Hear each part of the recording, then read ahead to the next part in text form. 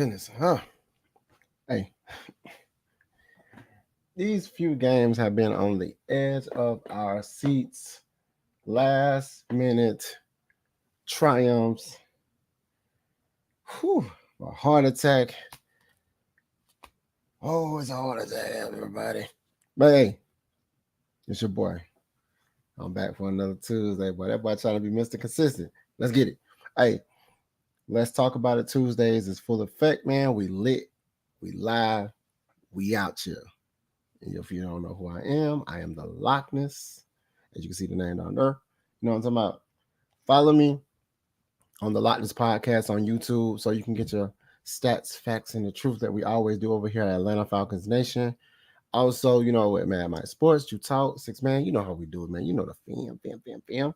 Hey, so I don't really have to talk too much about it. We ain't gotta talk too much about it. Y'all know what y'all came here for. Y'all came here for the Atlanta Falcon talk, and I'm feeling that Atlanta Falcon talk today. As you can see, let me go ahead and move these words out my way so y'all can see this right quick. As you can see, I got my Matt Ryan jersey on. You know what I'm saying? The red one. They commemorated my guy in the red jacket ceremony. Matty Ice is on the Raptors now. He's Matty Ice he's officially on the Raptors of the stadium, which is much deserved. I felt like a lot of people didn't give him enough credit as his tenure here. I think it was like 14, 15 years. And he was barely even hurt. Like he was starting. Like he had like the most starts in franchise history. He had the most, passing yards, TDs, I think consecutive. He reminded me of Barkowski. Is that his name? Barkowski? I don't know, man. He reminded me of him. He was a gunslinger, you know what I'm saying? And then I want to before I even start, I want to give a shout out to Matty Ice. He's like saying all the people that helped him get into the stature and get to where he was in his career. When this guy, I would have blew up if Julio Jones would have popped out of there. If they could have got in contact with Julio Jones and said, "Hey, Julio, look, we know we didn't do you right, or you felt some kind of way, or you did on national television, whatever." And they could have just got Julio Jones. If they could have just got Julio Jones. Number one, let me before I go, let's go to the chat. Can I go to the chat, please? Hey, we got King Treyway. What's good, Lock? And we got Wonder Woman. What's popping with the red and black? Y'all can hear me good? Y'all can hear me out there? I don't need to change nothing. The voice, everything good. I ain't even do the mic check. That's crazy. I didn't even do the mic check. I just felt like y'all was feeling me. I felt like y'all was already here with me. You know what I'm talking about? So I just want to know, like, can y'all hear me in the chat? Did you hear the red and black? Yes, no, maybe so. Thumbs up. Holla at your boy. Deuces. What? Manscaped? What we doing? You know what I'm saying? If y'all can hear me, just let me know. I got 4 eyes on me. I need people to go ahead. And follow your boy. But like I was saying, if they could have had Julio Jones,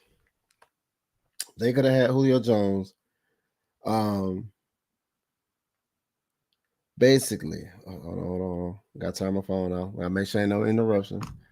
Let me make sure y'all can hear me. I sound good. Sound great. But if they would have got in contact with Julio Jones and let Julio Jones come out there, I mean, they had Tony Gonzalez, Couscous. But we all know Tony G was part of the Chiefs, man. I mean, he did he did play for us at the back end of his career, which he did his damn thing because he was like one of the best tight ends out there in the game, which Kelsey, you know what I'm saying? It makes sense. They breed a good tight ends in Kansas City. But if they would have had Julio Jones at least come and put the jacket on my guy, because when he said he'd like to thank Julio Jones, the Mercedes-Benz erupted because he gave a shout out because without Julio Jones, I mean that Matty Ice and Julio Jones had a bogus, like a bananas, straight bunkers game. Again, I think it was against Carolina when they just lit that shit up. And it was fire. So, it was nice. I was nice to see Matty Ice, man. It was like He look a little slim too. He slimming it up like he's just in the weight room. But Matty Ice, man, he always had like a slender face, but he really looked slim. But I really like that halftime ceremony. I really think it was a little rushed, and I really wanted to see, him on stage with Julio Jones, and let's get Julio back over here, man. Just to ring the train horn or something. Get Julio Jones, man. You hear me saying it now? Come on, Atlanta Falcons. Let's get Julio Jones to ring the horn. You know what I'm saying? Regardless of what happened with Julio Jones, hey, Cass T, what's up, Dragon? Regardless of what happened with Julio Jones, man, get him in the Mercedes-Benz Stadium again and get him to come out and just say rise up or something. You know what I'm saying? Do something. You know what I'm saying? Do something. Do something for us. So, but let's talk about it, man. We're talking about, is the Atlanta Falcons offense finally here? Are we finally seeing a Kirk Cousins that commands the offense? Are we finally seeing the gunslinging, accurate passing tenure of Kirk Cousins and what he does for an organization's offense? Are we finally seeing the captain, the leader, the time managing of Kirk Cousins now? Is he finally comfortable? Because everything I just mentioned to you is what this game was. I have to pause for another minute and say, I don't want to say F you to you fans. I don't want to say that. We're just going to say, have some faith. Understand, when we got the ball back, we had 1 minute, and I think we had all 3 times out. That's enough time. That's enough time to drive down the field and kick a field goal to bring this into overtime or win the game. Thankfully,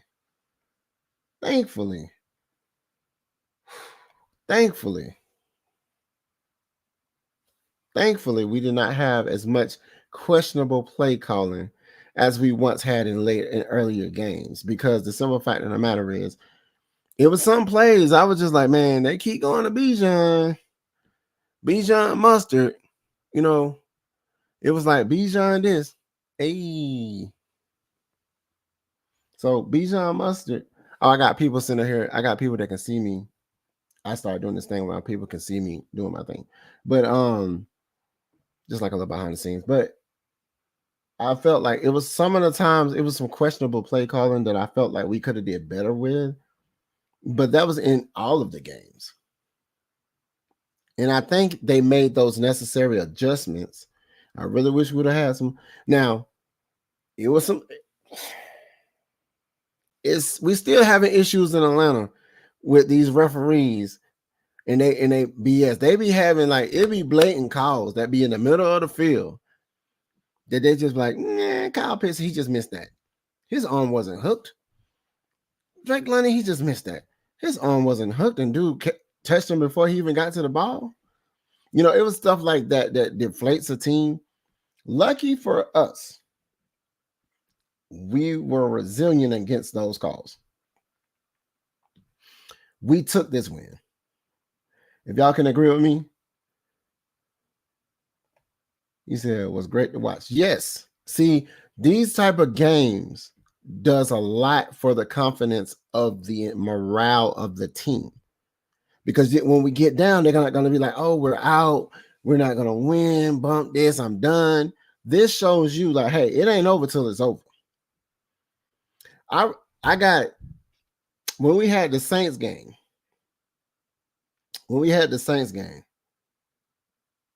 No, I'm sorry. This game.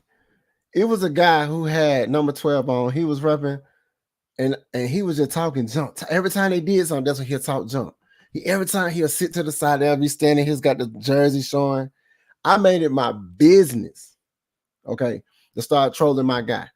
Once we was down there, and we got to that overtime, I went straight to him like, what? He's like, oh yeah, but he ain't over. And then we got to the end of the game. I came and took pictures with my G. I said, hey, bro, I'm gonna put you on camera. I tapped him. He turned around. I said, boop, let's get it. He was like, you got it. Shook my hand like, yo, you got it. I said, no, go on. So he stood there and let everybody walk past him talking junk, people videoing, because he was talking so much trash. I was so hyped But like I said, I want to say to you Falcons fans that was leaving out before the game was over with, man. Hey, man, you should be sitting in them 300 seats and let other people that's in 300 seats come down, because that don't make no sense to me. He said, hell yeah, they missed those calls. Pitts getting mud in the end zone. But I'm telling you, man, they was woo. I don't know if they loved them or liked them. They was on them though. They was, I don't know if they loved them or they liked them. But at the end of the day, they was out rubbing up on them, grabbing his jersey. Ooh, what number 8 is? Like, that's how it was. And I'm just like, bro, what we doing? What we doing, man? What we doing? But at the end of the day, we got that dub. So, it was some questionable play calling throughout the game. I felt, on certain drives, I just felt like certain things could have happened. Cool.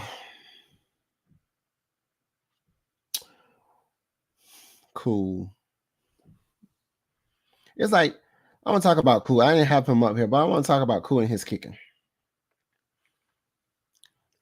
Sometimes it's going to be questionable play calling because they're not going to trust him. Seemingly in certain situations, they're not going to trust him to kick. Although on that Saints game, this dude kicked a 58-yarder and then he was missing shorter field goals. You know what I'm saying? And like, you get the hell out of a 58er. When the 25 and you had practice, you missed it twice. It's crazy. It's like bananas. Like, I mean, I'm not on the field, so I can't even tell you what goes on in his head. The thing is, the offense could do better or could be better. He's not throwing that many more passes often. Let it be balanced next time. So we're going to get to that. So like I said, is the offense finally here? And since my G just brought it up, no, it's not. No, it is not.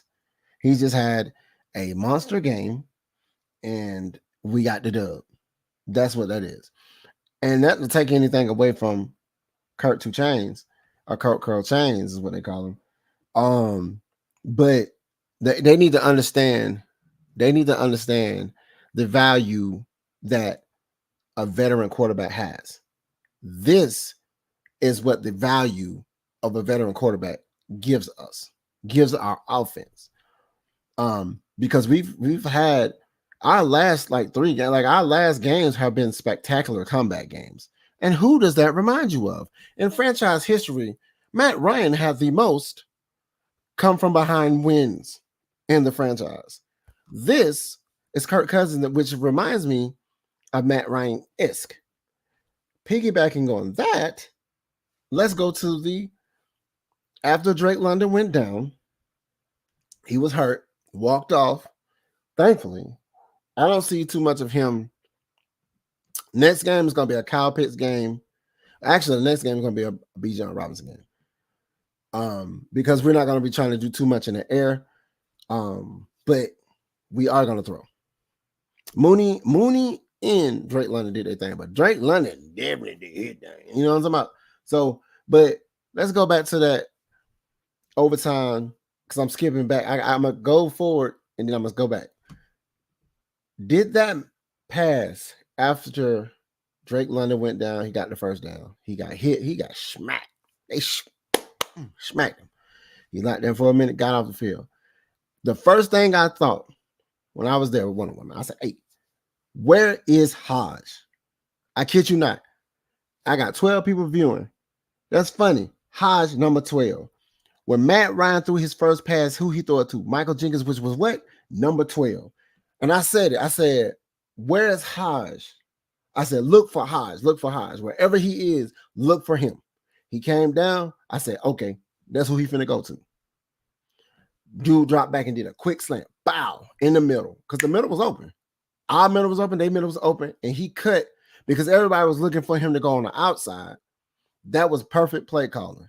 And he used his speed and cut straight up the middle when nobody, everybody was, everybody was blocked off. So he had the lane. He just had to take off. And when my dude take off, these stadium erupted. You know what I'm talking about? These stadium erupted. Everybody, it was so lit. I ain't never seen our team, we get a win, besides when we go against the Saints. But this felt like we had won the Super Bowl. How lit that was. It was so lit. It had you so emotional to a point where it was just like you would swear we was all playing on the field that day. We were like, so we are extension of the Atlanta Falcons as we cheer for our team, but it just felt like we was all part of the team. It seemed like we was all one at that moment because a lot of people were leaving. And then I had some people come back and sit in front of us, say, "Hey man, I'm sorry we didn't leave." But I'm like, "Yeah, you motherfucker, yeah." So this is the reason we talk about y'all fans. He said he turned on the Jets and was gone. He turned on the Jets. Ain't you glad when we were sitting back talking about who gonna be in the wide receiver room besides Drake London? Because all the rest of them, and I said, "No, Cardell Hodge. Don't forget Cardell Hodge. We gonna sign him back." Cardell Hodge reminds me of who Matt Ryan had? Russell Gage. I'm gonna say it. Cordell Hodge is just like a little taller Russell Gage. Speedy, get the catches and go. And dude was gone. And when he caught it, he was gone, man. He was gone. But like what's going on, like I said, the offense isn't here. It's our defense. Give a hand clap to our defense for holding. This game. I said it in the beginning. I said this is going to be a high scoring game because both of us came off a short week. Both teams came off a short week, and everybody's pretty much probably gassed. And it was just a throw fest. But Kirk Cousins was with 500 plus yards, 4 TDs, and 1 INT. I'm pretty sure y'all will take that every game. And if it creates I'm pretty sure y'all would take that even if it took a loss. Only because so many people was calling for Michael Penix to be put in. This is why we paid that $100 million for that. And surprisingly, what people don't understand, that's Kirk Cousins all the time. It ain't, he just had to get into this is one of the games when he finally like he was clicking or comfortable. But that's Kirk Cousins all the time. Kirk Cousins normally had like 4 or 5,000 yard seasons, man. Like Kirk Cousins, he's Matt Ryan-esque. I say that for real. Like he's Matt Ryan-esque for real. He said, I was amped in adrenaline rush, couldn't go to sleep for hours, woke up still. I'm telling you, it had you lit. It had you lit. Just because the simple fact of the matter is it gave you hope. It gave you a rush of happiness because you like, oh my God, like, bro, we've been needing this type of gameplay. Like when we think we're down, we just, you remember what I hate to bring him up. What Ritter say? Never now. When he won that, now never count us out. We're never out. Never out. So I'm gonna steal that from Ritter. Bring it over here to Kirk Cousins to sit it down. Never count us out. Never count any team out till it's 0-0. Never count any team out till it's 0-0. 0-0. Always. So I'm gonna go to this. Since I'm talking about Kirk Cousins. If it ain't broke, don't fix it. Kirk look like Kirk. Kirk Cousins look like Kirk Cousins. We need to capitalize on the fact that my guy can pass. He probably, as the games go, he's getting more comfortable. I need people to stop thinking he need to force feed the ball to Pitts. We thought the same thing with Double M. Remember when Double M threw it to him in the middle and Kyle Pitts got hit and was injured for the rest of the season? We don't need to force it. We don't need to force it to Pitts. Are we forcing it to London? Drake London just doing his thing. Drake London, I mean, people didn't even like the Drake London the pick, but as you can see, as he was a rookie, as he progressed, once he took them sleeves off and stopped being Fumbarooski, after that, Drake London is coming to his own. Drake London is a beast. He's not a burner. He's a beast. He reminds me, if you can take Megatron Calvin Johnson was he was a Georgia Tech guy. He's Georgia boy. You know what I'm saying? You know what I'm saying? He reminds me of how Calvin Johnson played. Calvin Johnson really didn't burn people. He just out-muscled people. Just because he was Megatron. Like, what are we talking about? The team had so much potential. Kurt also threw a lot of touchdown passes. Yes, he threw 4. He threw 4 touchdown passes. And think about it, all the drops that these people were having too.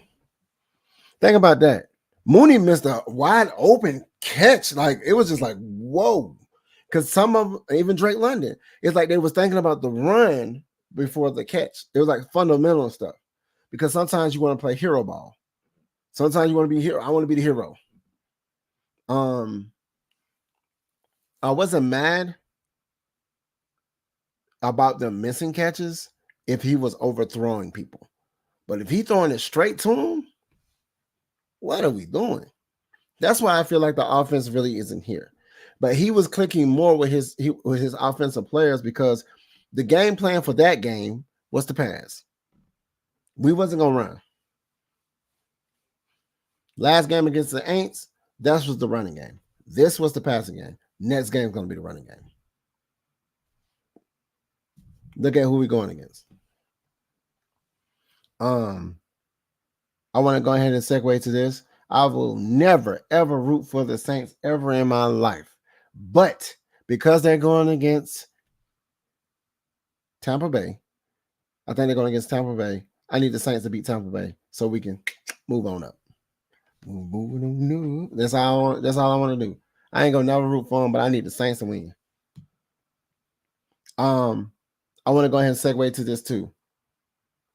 Baker Mayfield was upset about the play calling that they was calling when he was playing. He had something to say to the team. I love that. Thank you, Baker Mayfield. Keep being Baker Mayfield. Keep messing up your whole teams and you and that little diva stuff. That's why you moved up out the Browns. I love it. I love it. It's gonna make their team be shitty, and we're gonna move them out the way. We just gotta worry about the Saints because the Saints do have a good team. Although it's gonna be hard because guess who just went down? Not Kurt, but Derek Carr. Knock on wood, not Kirk Cousins. Ooh. Derek Carr. Derek Carr just went down. He just got hurt this last game. He said, never root for the Saints. I mean, I ain't rooting for them. I just need them to beat Tampa Bay. That's it. Tampa Bay got like 3 wins with us. But we need them to take a leg. We need to take a meal so we can really be moving up. That's all that is. Like I said, Kurt is looking like Kirk. And what's surprising to people is they're like, oh my God, he was like 42 and 58. He was throwing the ball all over the place. I'm like, no, that's Kirk Cousins. He's been doing that. Kirk Cousins been doing that. He can see over the line. Dude is like 6'2" or something like that. I stood next to him. Dude was over. Like I'm about like 6 foot. That dude right there. But yeah, he said, I hear you. He said, I hear you. Now, regardless of what we need them to win. That helps us. I ain't rooting for them. I just need them to win. We just need them to beat Tampa Bay. And with Kurt, not Kurt, I keep on thinking of Kirk Cousins, man. Kurt, he did his thing. With Derek Carr going out, it's gonna be difficult. But with Baker Mayfield causing stupidity comments and saying stuff to the organization because he's feeling some kind of way, that diva he's a diva. He's just gonna get himself. He looking like, man, we could have won that.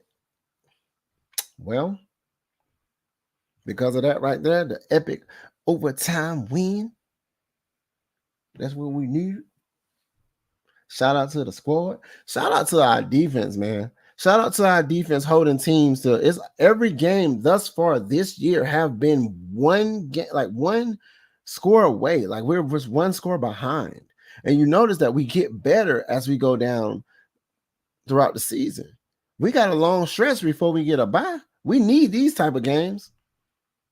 It's going to galvanize the team with confidence, understanding that the opposition is only ourselves. if that makes sense to y'all. Let's see what he said. He said, oh, I agree with you. Oh, yeah. Long as you agree. Long as what I'm saying makes sense to you, that's all that matters to me. Draven. He said, hey, but this overtime win, we went down in Philadelphia and did the same thing. This was an overtime win. This was one of those games where, if you notice, that Thursday night games don't be good. They don't be good at all. This was a good game.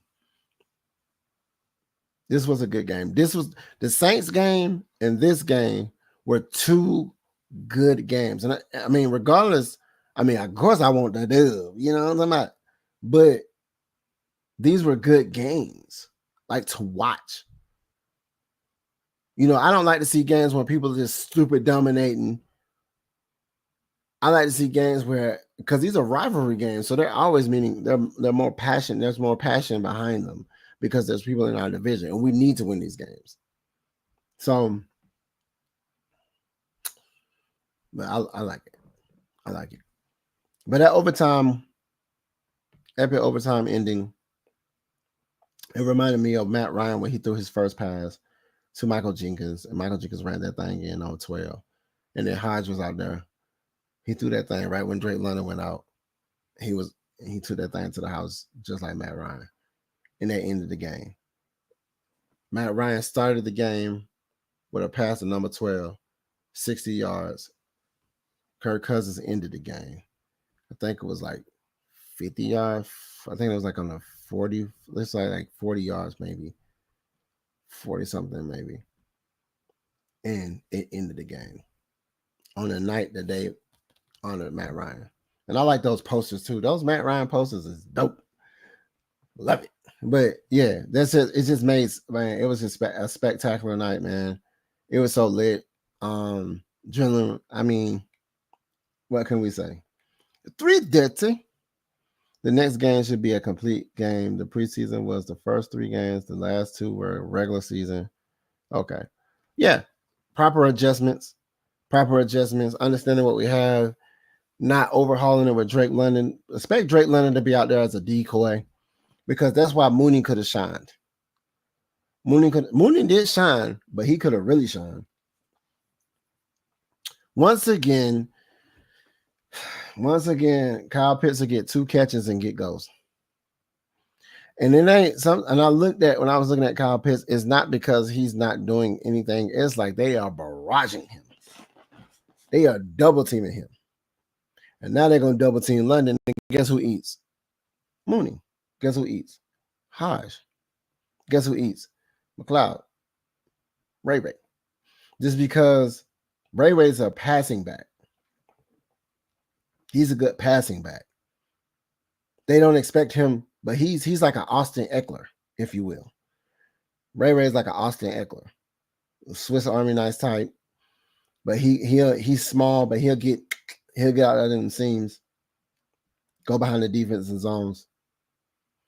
A good check down guy. Any Q&A? I wasn't trying to hold y'all long. I have something I have to do. I just wanted this to be a quick show, straight to the point, high-fiving everybody. Wait till the next game. Let's get it. Let's get another away win before we bring that thing home against the Seahawks on the 20th. Let's get an away win. Who do we play? Who the team we play next? I should look at that.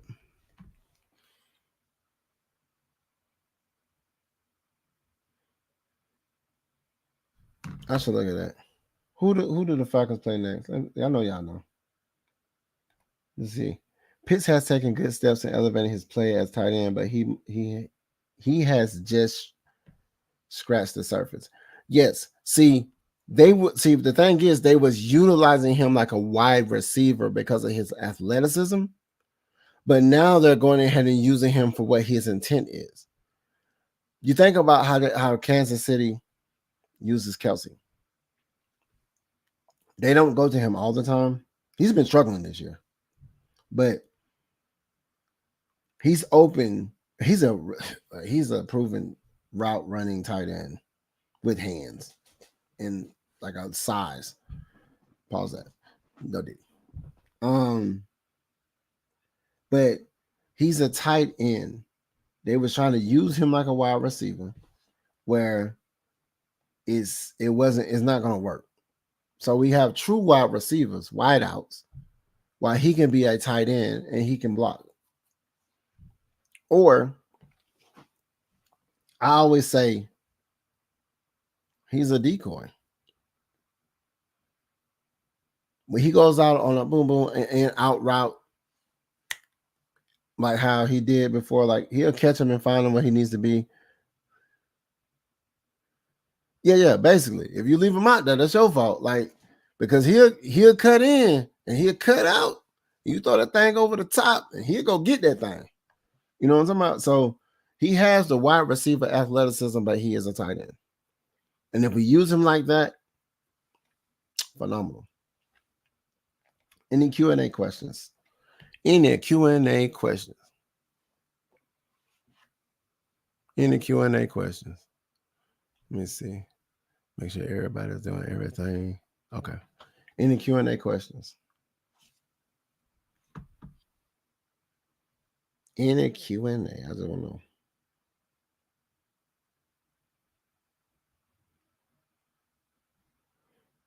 Just checking my stats.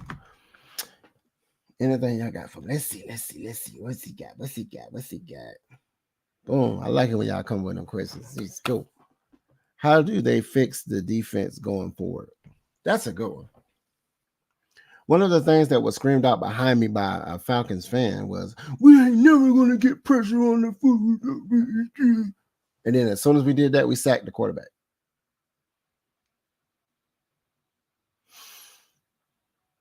Sometimes applying pressure means being disrupted by count timing, stuff like that. You don't always have to get to the quarterback.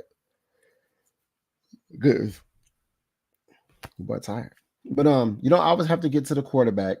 But moving forward, how I feel that we can fix the defense is, I mean, I don't feel like it needs to get fixed. Just think about, I think we just need to get home. Look at all of our games. It was decided by one score. That means the defense is there. You think about how people are getting picked off.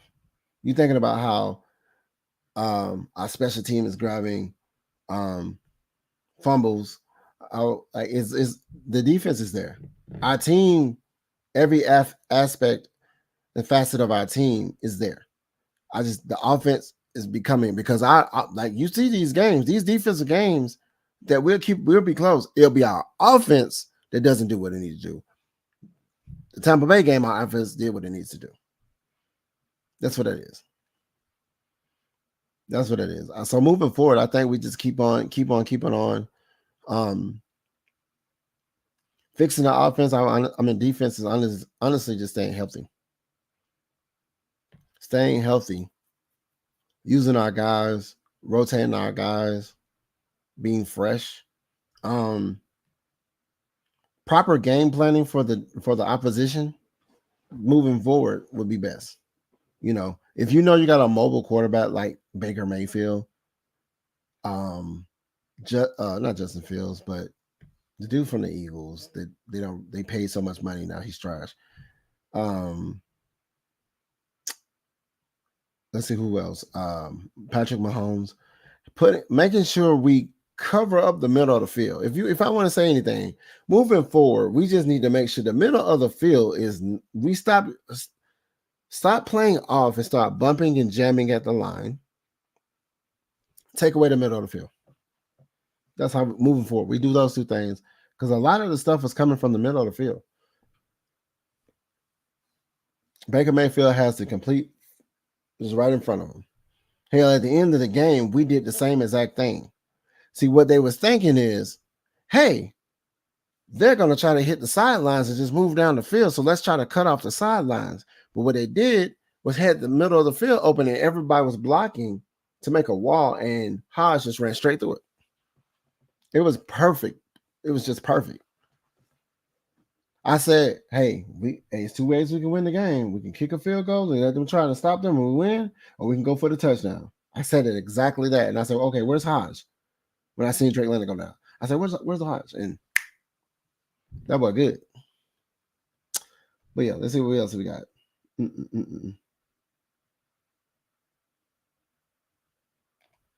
Is Bijan gonna score?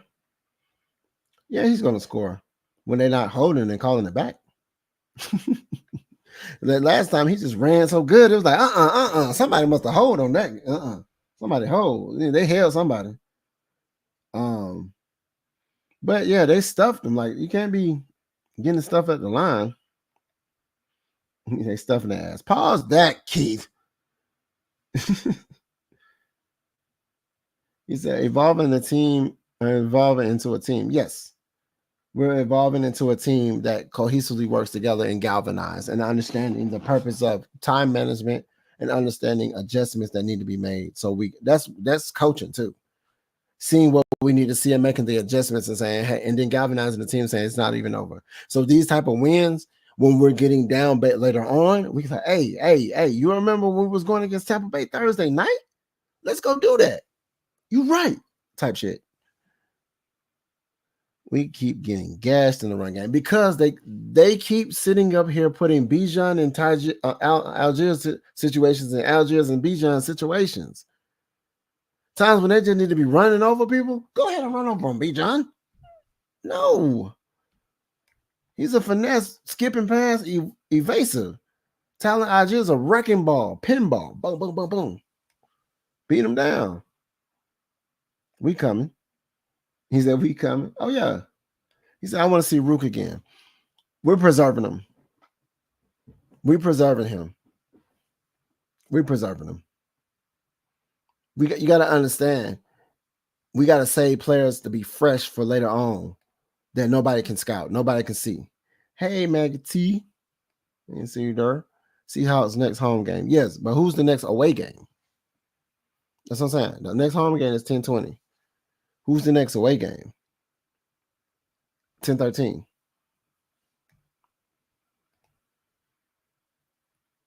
Says, "So cute girl." You know who he's talking to. Hey, Megan T.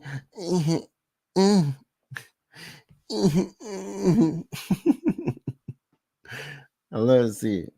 She coming here, everybody. The Panthers, right?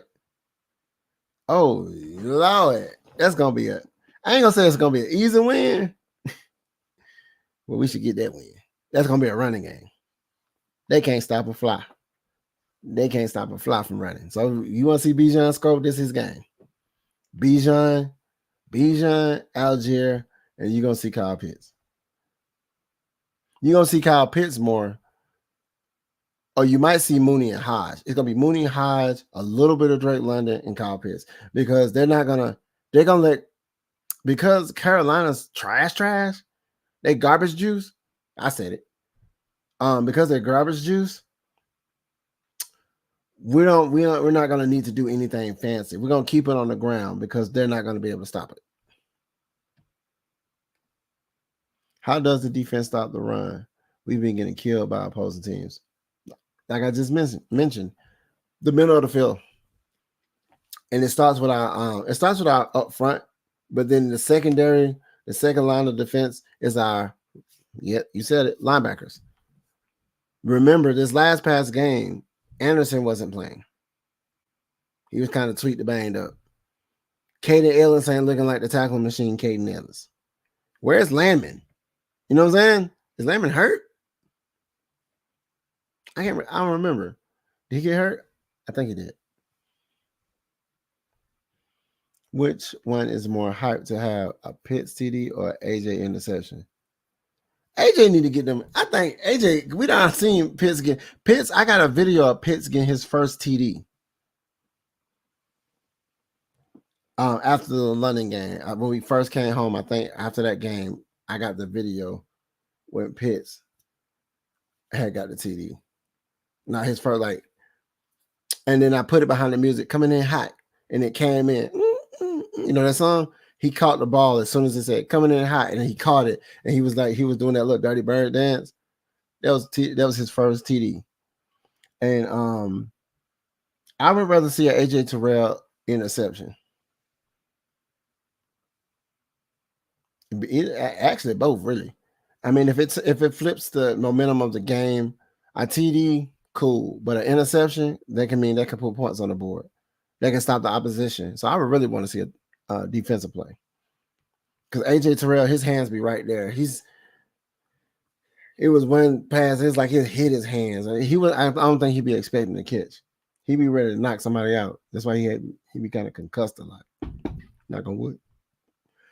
Kirk Cousins threw 500 in only 6 games. Wait till the clip's about to be a real problem. He's already a problem. Okay, I thought so. So when we get Landman back, it's gonna be a little bit different vibe. To have Anderson and Landman and Ellis, that's gonna be a monster. Like, so how do we fix the defense? Going back to that question, once we get everybody healthy and clicking on all cylinders, we're good. But yeah, like I said, man, our team is here. Our offense isn't clicking but it's gradually evolving. Like you mentioned, it's evolving into a team. We're becoming a complete team. And with our defense sometimes our defense don't look the best, but sometimes you got to understand people game plan for our defense, just like we game plan for their defense. They draw up plays to prevent our defense. And if the coach calls the wrong play, if they pick the right play, the defense is going to look. We can't have our defense stop having our defense on the field so long. Offense needs to really handle that time management piece where our defense won't be sitting on the field so long and being tired, and then we will get bowled over. They got AJ Hand all the time. Yeah.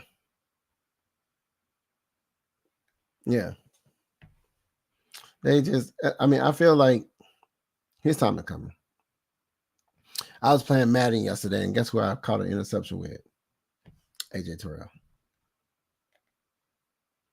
Could Carolina be a trap game? Your thoughts? A trap game? Elaborate. Like, what you mean by trap? What you mean by trap? Didn't the team pick Rashawn Evans back up? Yeah. But at the end of the day, sometimes people play for people they want to play for. Understand? We had Skandrick on our team. He didn't catch nothing. But as soon as he went to the Chiefs, he's a Super Bowl champion right now. So, and then he's looking good. He's looking rejuvenated. Sometimes,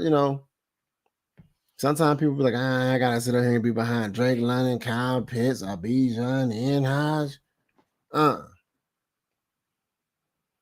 Ellis cool, but he's not strong at the point of attack.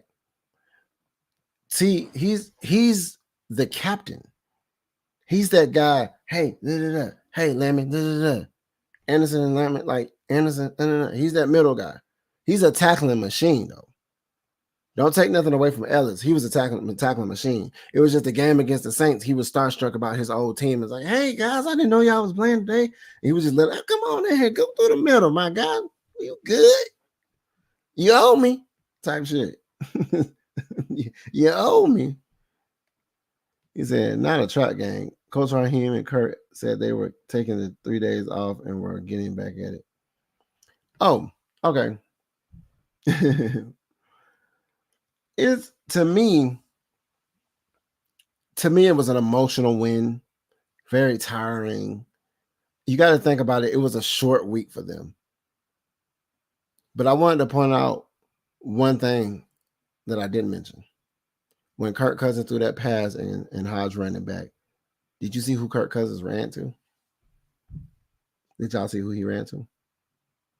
He didn't go run to Hodge. He didn't go celebrate. God damn it. He ran to Raheem Morris. And what that told me was, I trust your play caller. That's what I got from that. I trust your play caller. We did it. You said do this. You picked the right play. You drew up the right play, or whoever picked the play. But he ran to Raheem Morris. Because at the end of the day, those two, the head coach and the quarterback, takes the blame of totality. They take the wins and the losses. When we win, we hold them up. When we lose, we kicking them down and throwing them down. Fuck you. He ran to the coach because whatever play they drawing up or they told him in his ear or whatever the case may be, it worked. And it was like, wow. And I like to see that because you don't see that type of energy and that type of commitment and that type of praise until it's one of those games into the back end. But to see that in the early end of the season, we're still in the beginning of the season, y'all.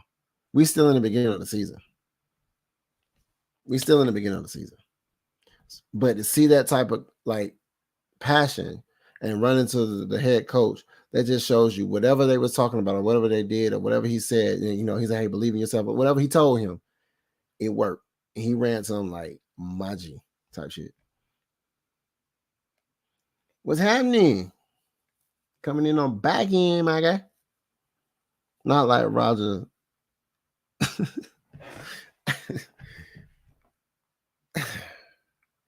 You talking about Aaron? He don't even call him Roger, man. You talking about Aaron? Yeah. Talking about Aaron Fashelsky. But like I said, hey, I appreciate y'all. Who blew past Horn, Drake, Mooney, or all the above? Drake, Mooney, it was all the above. They was mastering, like it was one of those games. Both teams was tired. And they were just yeah. You seen it. I said this ain't gonna be a defensive game. Raheem allowed Kurt to call those players in OT. He saw the middle open. Hodges faster than Drake, so it worked out. So yeah, it's like, yeah, it's like, hey man, do what you do, get us the win. And he ran some like, you know, allow me to do my thing, man. So they might just relinquish him more. Like, hey, what you see, they might go ahead and let him be like Peyton Manning out there. I don't know about that, but Kirk Cousins is that guy. Like Kirk Cousins is a good quarterback, man. Then, like I said before, we paid money for him, and this is what we get. Once he gets to where he's Kirk Cousins again, too, Kirk Cochains, and he's that 500 yards, 400 yards, multiple 3 touchdowns, that's him. Go check him out. He's a pick your poison. Facts. But hey, like I said, hey, I appreciate everybody for stopping by, man. Trying to make this as quick as possible, make it leady and on point. If you haven't followed me on YouTube, the Lochness Podcast on YouTube. I know if you follow AFN, follow my own channel so they help my algorithm so they can go ahead and get these videos to the right type of people, man, and people that really want to. I want people to plug me in, you know what I'm saying? And I'm gonna get my thoughts on what the Carolina game is. It's another win for us. It's gonna be a run attack win. You don't see Algier and Bijan because we're coming back. Like I said, short week. Short week.